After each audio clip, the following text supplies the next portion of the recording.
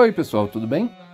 Eu estou querendo fazer uma série de vídeos que utilizam de elementos do Pancharatra. Aí você me pergunta, o que é Pancharatra? O Pancharatra, basicamente, surgiu como um movimento religioso no final do século III antes da Era Comum. E as suas ideias se baseavam na filosofia vinda de Narayana, o sábio Narayana. Não estou falando de Narayana, o próprio Sr. Vishnu, mas estou falando sobre o avatar do Sr. Vishnu, chamado Narayana. Ou melhor, ele apareceu aqui neste mundo como um sábio e ele passou 5 dias meditando. Nesses 5 dias de sua meditação surgiu o termo Pancharatra. Pancha significa 5, e Ratra, noites. Aí você me pergunta, quando surgiu esse Narayana? De acordo com o Bhagavatam, há milhares de anos. Mas foi no século III, antes da Era Comum, que teve uma nova interpretação. Agora, alguns textos Pancharatra, que são chamados de Pancharatra Agamas, foram escritos entre 600 e 800 dessa Era Comum.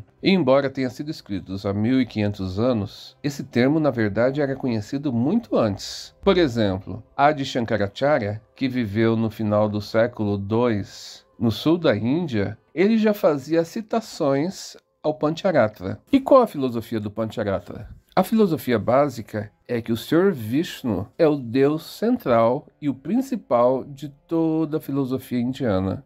E todos os seus avatares são os mais importantes. Para você ter uma ideia que o texto Pancharatra não é uma coisa tão recente, existe, por exemplo, citações no Mahabharata, na seção chamada Narayaniya, que seria equivalente a alguns cantos, para quem conhece a Ilíada e a Odisseia. Os textos mais importantes do Pancharatra são todos aqueles que terminam com Samhita. Por exemplo, tem o Naradiya Samhita, tem o Narada Samhita, tem o Brahma Samhita e assim por diante. Logicamente que mesmo na Índia havia muitas pessoas que eram contra o Pancharatra. Por exemplo, como eu citei, Shankaracharya, ou chamado de Adi Shankaracharya. Ele criticava o seguinte, ele falava que essas abordagens teístas, afirmando que tudo era busca espiritual, isso não era a conclusão védica, pois os Vedas, de acordo com ele, não devia fazer uso de ícones de adoração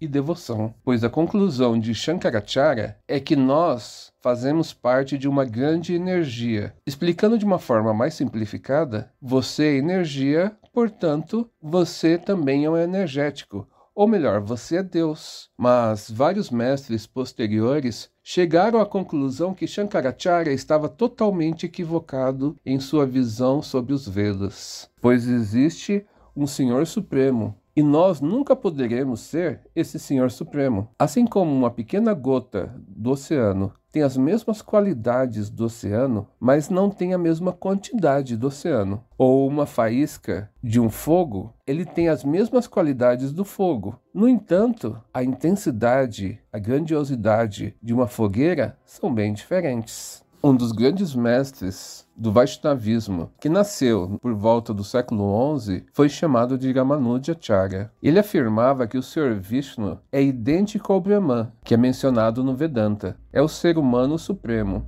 é eterno. Mas a Prakriti, ou melhor, essa criação do mundo material, ela está sempre tendo mudança. Outro grande mestre que eu já citei aqui no canal, chamado Jiva Goswami, ele declarava em seu livro chamado Paramatma Sandarbha que, palavras dele, vendo que as escrituras imperfeitas, feitas por pessoas que estão no modo da paixão e ignorância, trazem apenas uma série de problemas, e também vendo que os Vedas originais são muito difíceis de seguir adequadamente, portanto, muito insatisfeito com ambos, os oniscientes autores das escrituras afirmam que a superioridade dos Pancharatras, que descreve a pura verdade absoluta, Narayana, e este Narayana, ele não está falando do sábio, mas está falando do Senhor Supremo, Sr. Vishnu. E a adoração ao Senhor é muito fácil de executar. Ou melhor, traduzindo, os processos indicados por Shankaracharya são confusos e difíceis de ser realizados, mas a devoção ao Senhor Supremo nos qualifica a desenvolvermos o amor que está adormecido dentro de nossos corações. Então, para você que segue o canal, quando eu contar uma história que eu diga ela foi inspirada nos Pancharatras, você já sabe que o objetivo dessa história é desenvolver o sentimento devocional